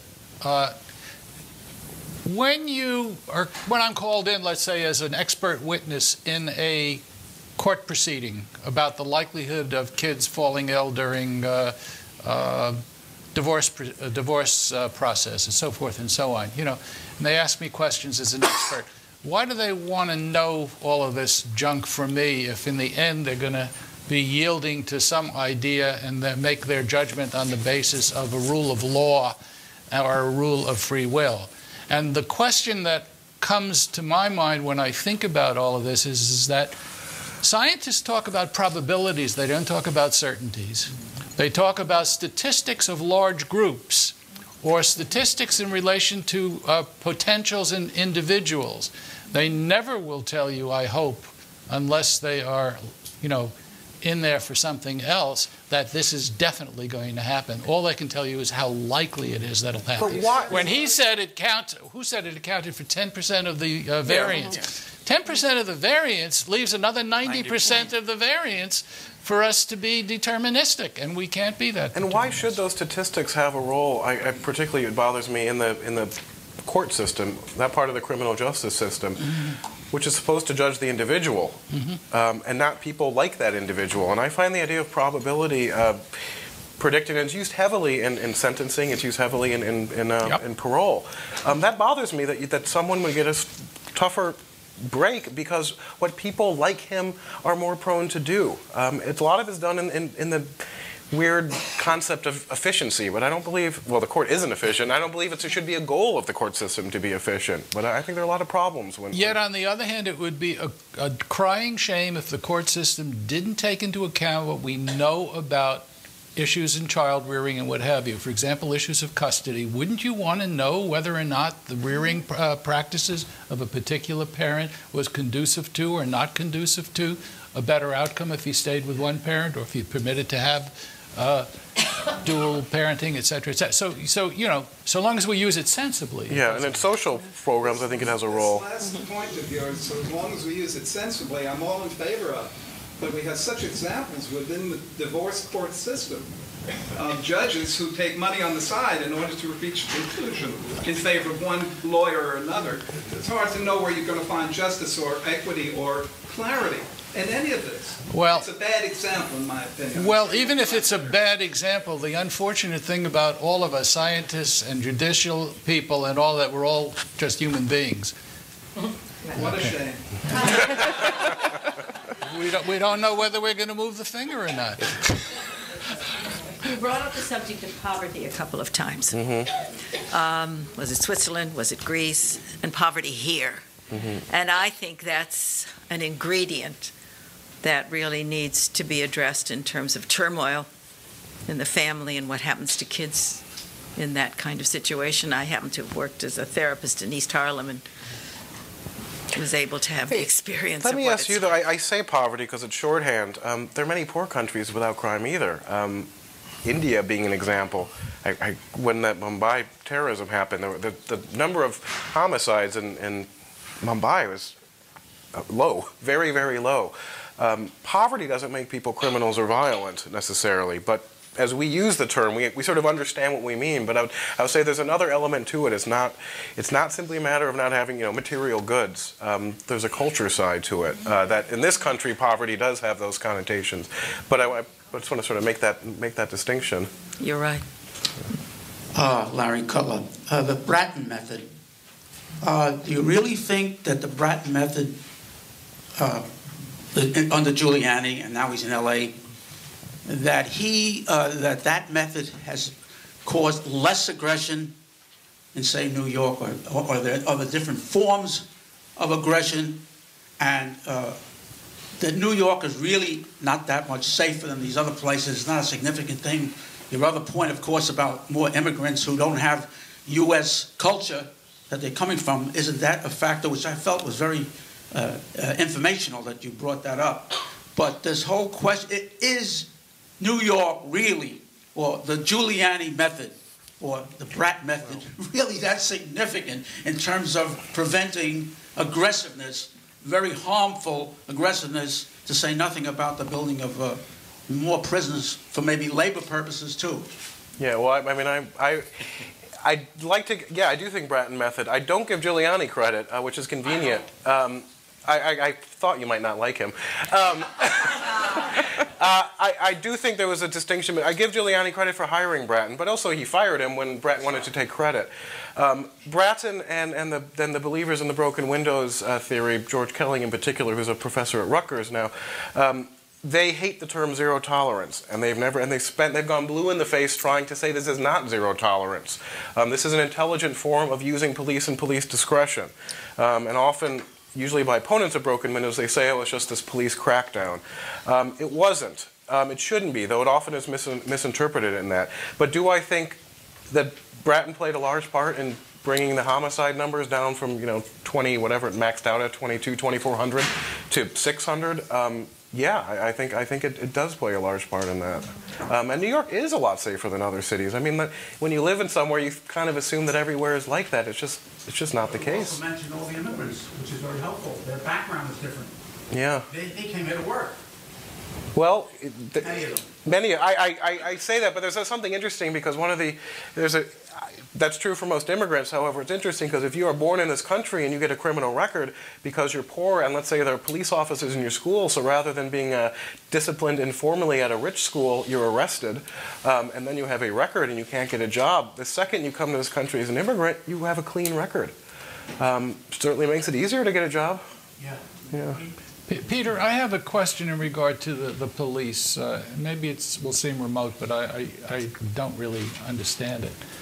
I understand that under the Rockefeller regime in New York, the sentencing for drug offense went sky high, and it's still sky high. The judicial system hasn't knocked that out. And then the second one is, my understanding is that, for example, electrocution and hanging and so forth does not decrease the murder rates and so forth. It has little effect on that. Are those things true? Because then I wonder why police would make a difference. Well, most academics, and though there's some debate, say, yeah, the death penalty serves no deterrent value whatsoever. If so, you might expect states like Texas to have lower crime, but they don't. But of course, everything in social science is a complicated issue. And Texas is different. Well, no, but you could argue that's why they have violence. Maybe it's more violent there. What was the first part, though? About the heavy sentencing doesn't seem to do anything. No, but it's... I mean, the Rockefeller drug laws are horrible. I mean, personally, I believe in drug legalization and regulation. But many people don't know the prison population in New York State has gone down a bit. Overall in the country, it hasn't. There's a wonderful article by Eric Schlosser that was also in the Atlantic Monthly on the prison industrial complex. This is a big problem. Everybody in prison, most everybody in prison comes out. Prison does not make you a better person. This is a huge problem. Then we have the worst example of the California Correctional Guard Union that lobbies on sentencing policy. As a prison guard union, you may talk about working conditions and pay and benefits, but how dare you have a say on sentencing policy? Because to them, prisoners are jobs. And they want more prisoners, and they successfully lobby against repealing drug crimes. That to me is shameful. But as prisons get bigger and bigger, it's more and more of a problem. I just want to say thank you. The problem with me is I keep getting new ideas and then losing them. And I just read your paper, 7 plus and minus 1. First class where Ted brought in biology along with all the analytic material, so it's a very good integrative paper, which is really, I think, what's going through my mind, because we're hitting aggression from many different angles in here. And one, I was thinking with the bullying, is almost a biological, but also a very analytic paradigm. Where does it come from? Why is it happening? What is the projection? What is the meaning of picking on the person? Really looking at it almost from a micro point of view, an analytic point of view. And then we're moving more into the cultural realm. And you're beginning to touch poverty.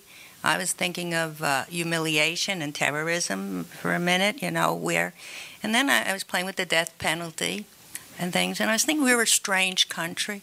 We have this massive capacity for death penalty, and I think a lot of rage coming out in many forms.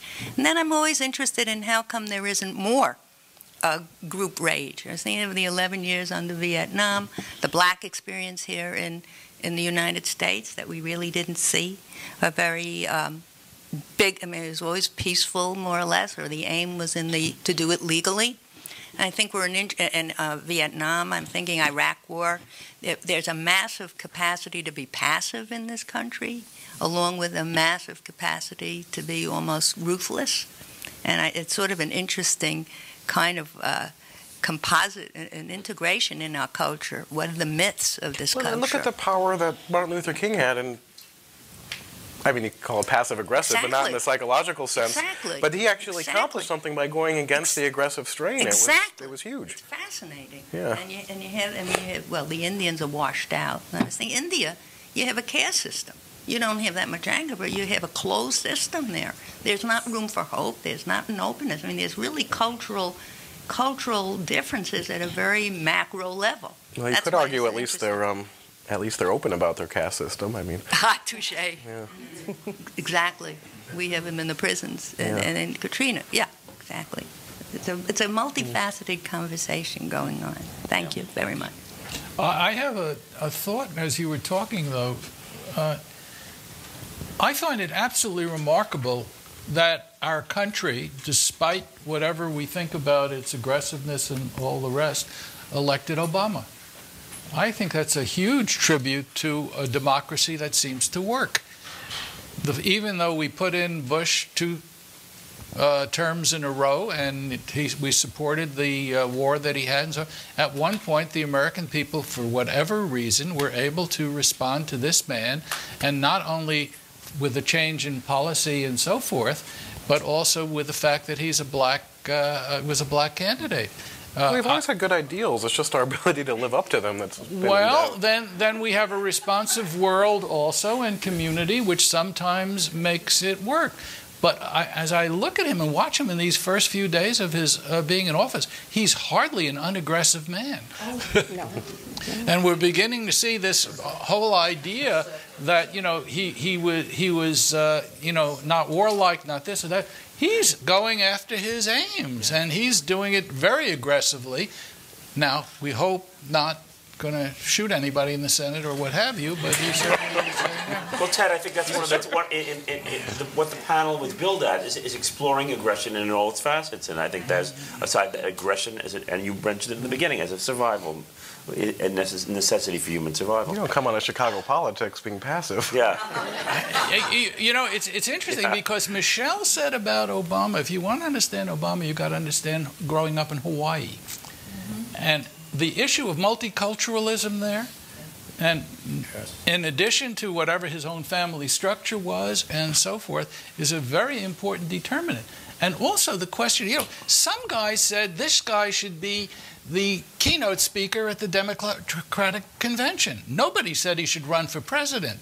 That he picked up on and that we picked up on it and permitted him to run is a very interesting commentary on societal observation. So I'm not hopeless. We have another question. Well, I'm also very interested in the issue of community response to aggression. And there was a lot of focus here on aggression in youth and criminals. But as I've been sitting here, I've been thinking about the most dangerous thing, I think, for our species in the modern era is violent aggression in our leadership. So we've had tyrants and sociopaths in the 20th century in every continent, Latin America, Africa, Asia, Europe, many sociopaths who, committed genocide and disappeared people. And we sort of need something, I think, akin to what you were just speaking about with the schoolyard bully. How can the community respond to violent leadership? This is what we have the United Nations for? I don't know. That's a tough one. I know. I mean, we haven't talked that much about aggression at the national level, but that affects more lives than probably all the rest put together. My office happens to be right next door to David Hamburg, former professor of psychiatry and chairman at Stanford and the head of the Carnegie Foundation for many years. He's written about 3 books now. I don't know if you've got him pegged for your meeting on how to prevent genocide. Now, that sounds like a big order, and it is kind of idealistic and what have you. But he's got 2 or 3... What's his name again? David Hamburg. David, check it out. A marvelous man in his late 80s and really attacking these questions head on.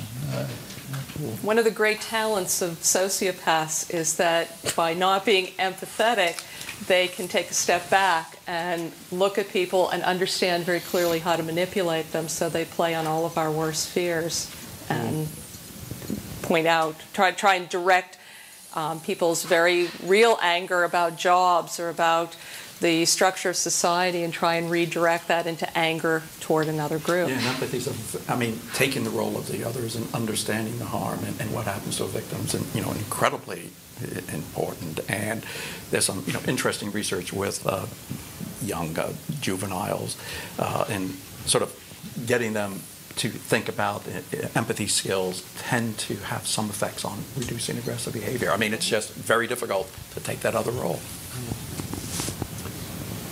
You have another question? Yes. We haven't, talked about the sort of psychological parts of aggression, so if I could just interject something here.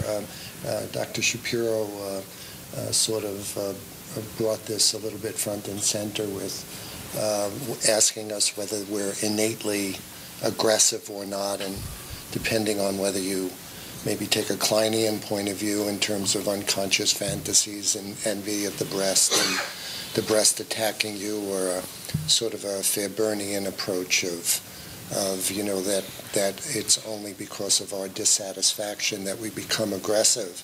I think that we all experience a certain amount of submissiveness growing up. And the first aggression that we might experience, whether it's innate or not innate, whether we come down on either side of that, is in our being raised and socialized, I think, in our family.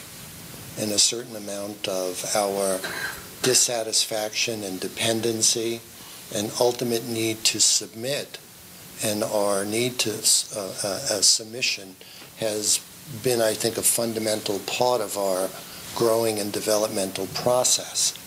Now, how that our aggression or socialization took place in our families and how we came out at the other end to deal with that duality of how we can be who we are and yet submit at the same time may influence how we begin to develop as individuals. And as Sandra Ferenczi and later on Anna Freud talked about, is our identification with the aggressor, and somehow how we may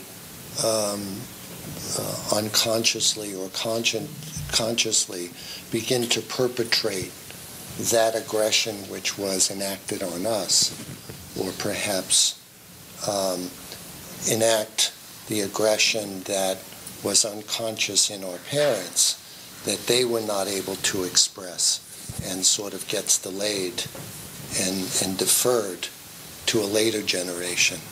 So I think these factors in terms of aggression, that individuals whose aggression was not dealt with, and this may be perhaps a key issue. In other words, how is aggression dealt with in our families, but also how does society deal with aggression? And do we have to examine that modality, and might that indeed change the degree of aggression or the harmful aggression that we see enacted out in terms of violence or in other methods or other ways? Any thoughts? I just want to respond briefly to that. At rock bottom, we're all bodies and minds, or brains and tissue, and then our individual experience as it's remembered, organized, and what have you is very different from what the overt behaviors are that we study empirically.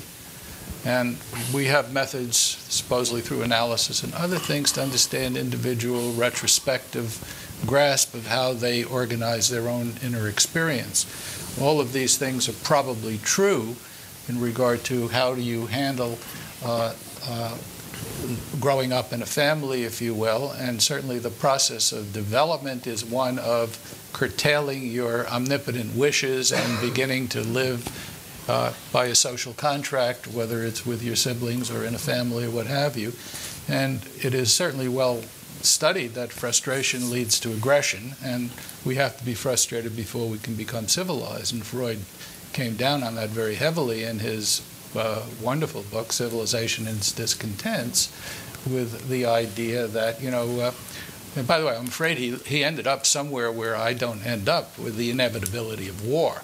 That you just can't keep it under check all the time. But in terms of our own individual histories and narratives, they are retrospective constructions rather than stuff that you can study prospectively that easily.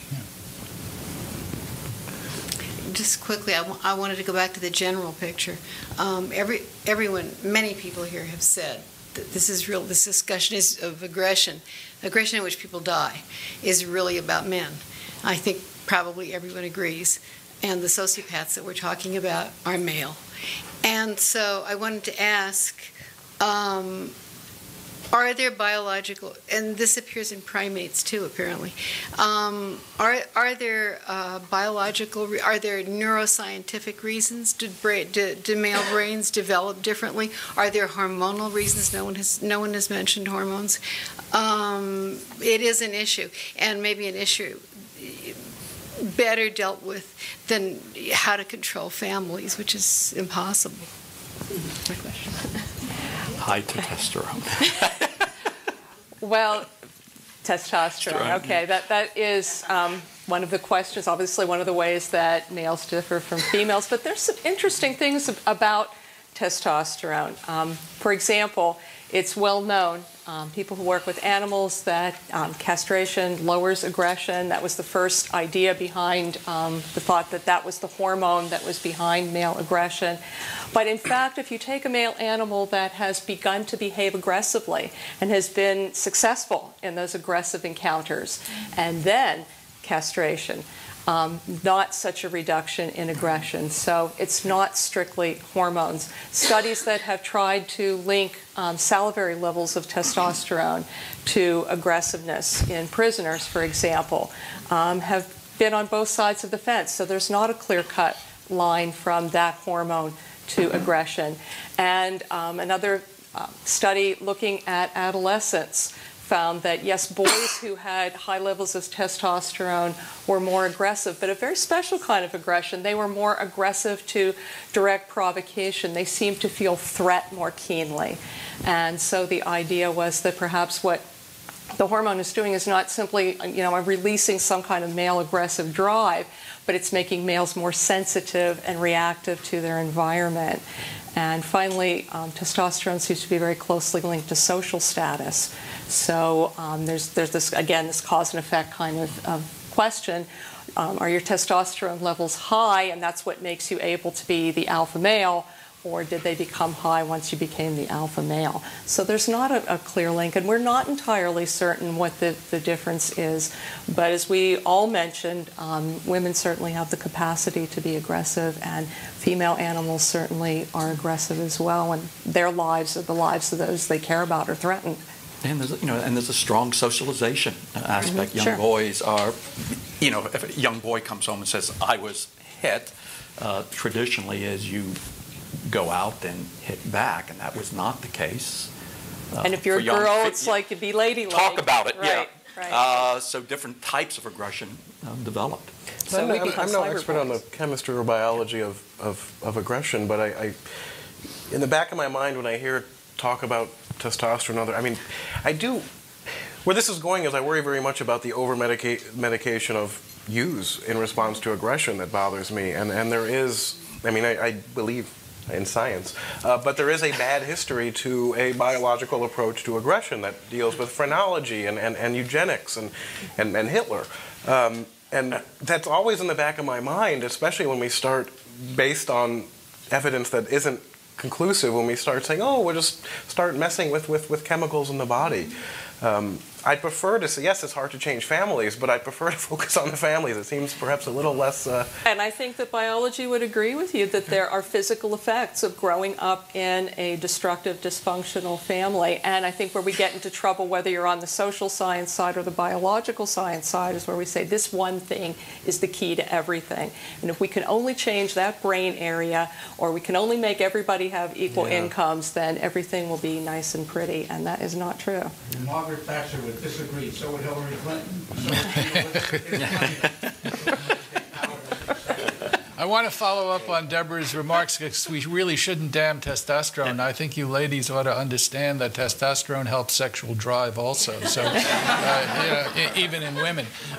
So a little bit may be good. A little too much may be over the hill. The other thing is in other primates like rhesus monkeys, it's matrilineal. Those are matrilineal societies, and they are fierce protectors of their broods.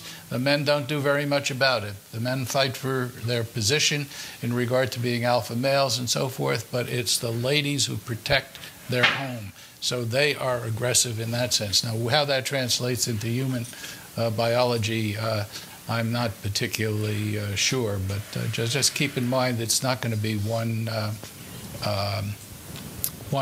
entity, one biological and one neurotransmitter or one hormone. It's going to be a combination of issues. Another just incidental fact is that everybody, most cultures, it's clear that early puberty leads to better sexual prowess and more attractiveness to females. Kids who grow up in mesomorphic families and have muscular and so forth are much more assertive and become much more able with the ladies. And it's a fascinating thing that, it's the skinny kid doesn't do very well What's your point in saying that? What's your point? But that while hormones are important, hormones have secondary effect on social attractiveness, and social attractiveness becomes the route towards sexual, you're going to answer this really quick because you've touched on everything so thoroughly, but there's one word I haven't heard today: religion. And all the wars and all the violence that's inflicted from one religious believer. Because everybody thinks God's a man. Okay.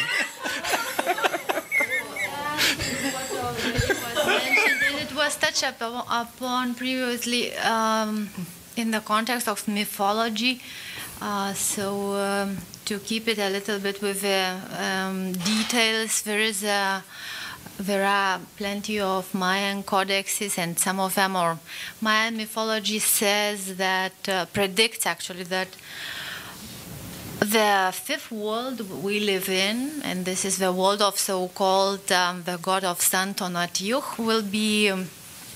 will vanish just because of white race became too aggressive and too violent. And I wouldn't be so sure about when it was written, but this is to say, ladies and gentlemen, congratulations. It was said, it was predicted long before that this is what we are gonna do. But it's not about racism or national level, aggression on national level. Just one small detail again about the positioning of aggressivity, and somehow it happens again back to the racial issues. But self-aggression, what was already mentioned here, and which is what happens now to be a part of intercultural dialect, shows and says probably plenty of not so verbalizable things about white race. And what I mean is all these suicidal, self-bombing actions which happen in the Middle East, I think, and which is somehow, for me, it communicates that white race actually positioned the other cultures to speak this language. And maybe I'm just self-victimizing. I speak in the language which is self-victimizing, or it victimizes white race, but somehow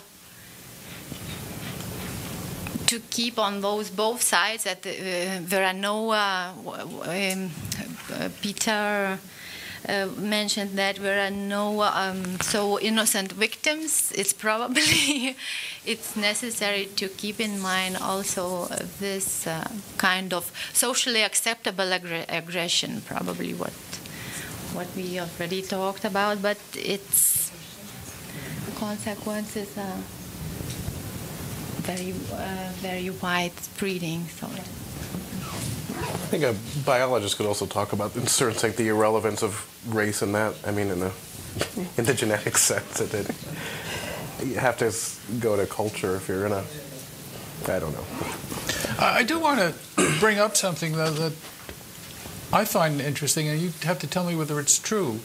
I understand that most murders are done not only within families, but also with people that you know or in some way close to you, rather than the kind of external, chance murders. I don't think most murders are done in families. No? No. Okay.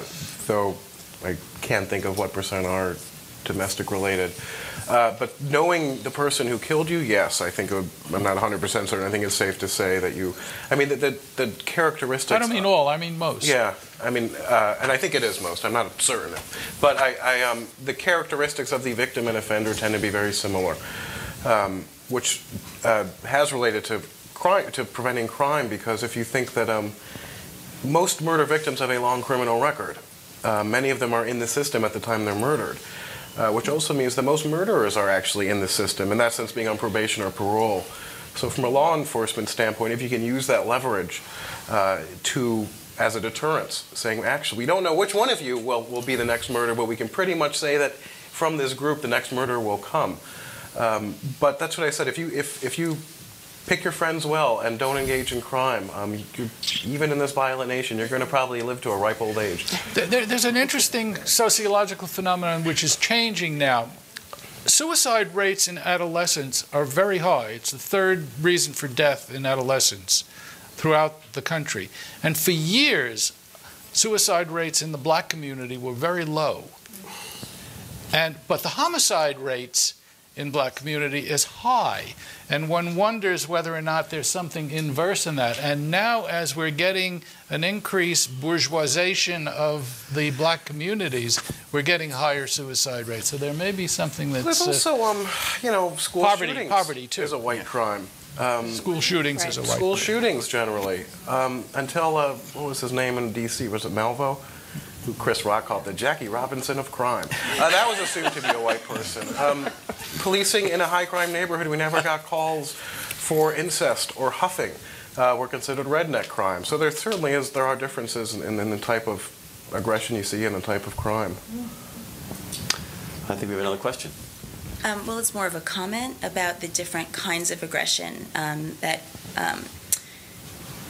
okay, so I've been standing here a while. I need to come up with my comments again.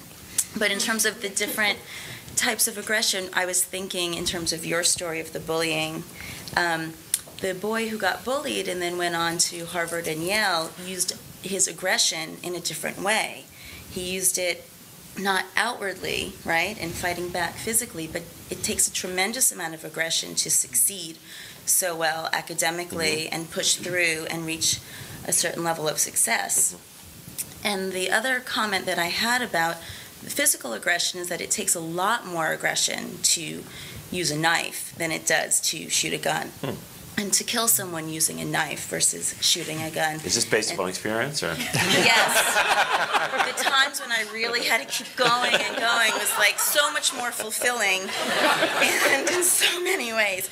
So I just thought, I don't know, that those were some of the things that I've been sitting with as the discussion has gone on that thought might be interesting to It's interesting what you raised, because you could argue, and I'm interested to know what you have to say, that a gun removes aggression from an act. I mean, the act, of course, of killing is aggressive, but if you're stabbing someone with a knife or beating them with a hammer, that's a much greater form of aggression. About it, and indifferent. Yeah. And you have less risk to you if you use a gun. If you are right up there, hand-to-hand combat, touching the person, grappling with them, there's a possibility that they'll wrest the knife away from you, or they'll grab the hammer and hit you. So, and potentially more cathartic. People have suggested that as we have more and more weapons of mass destruction, we've removed our aggression from the immediacy of the act even more. And the immediacy of the act in regard to hitting somebody or stabbing them is certainly a much more intimate experience of aggression. You can almost say, hey, I wasn't there. I don't know. How many of you seen this recent film, Waltzing Bashir? A very interesting phenomenon in regard to the dissociation that these people claimed, and so forth and so on. There's I forget the bombs were dropping in Iraq for a month or two. Okay. We're removed from it. There's I forget the author's name. He wrote On Killing maybe 10 or 15 years ago. Yep. That rings a bell. But his theory was that as we've removed death from, it's no longer an everyday occurrence. He also related it to sex. That as sex is removed, that you get more sexual pathology. In the old days, people were around sex more and around death more, and you didn't have crazy school shootings and that. But when you have closed casket funerals and you have meat shrimp wrapped in supermarkets, that we don't have a day-to-day contact with death, and so it screws some people up. There's a concept that Erickson put forth called pseudospeciation, which is interesting to me from the standpoint of our tolerance about violence and death across the world. If it's happening in Darfur, if it's happening somewhere else, they ain't us. That we make them into another species, and we can have our distance from it, and we get unless we really have some kind of social conscience that says, hey, there are people out there dying. It's a very interesting question. Well, thank you, everybody. This has been an excellent time.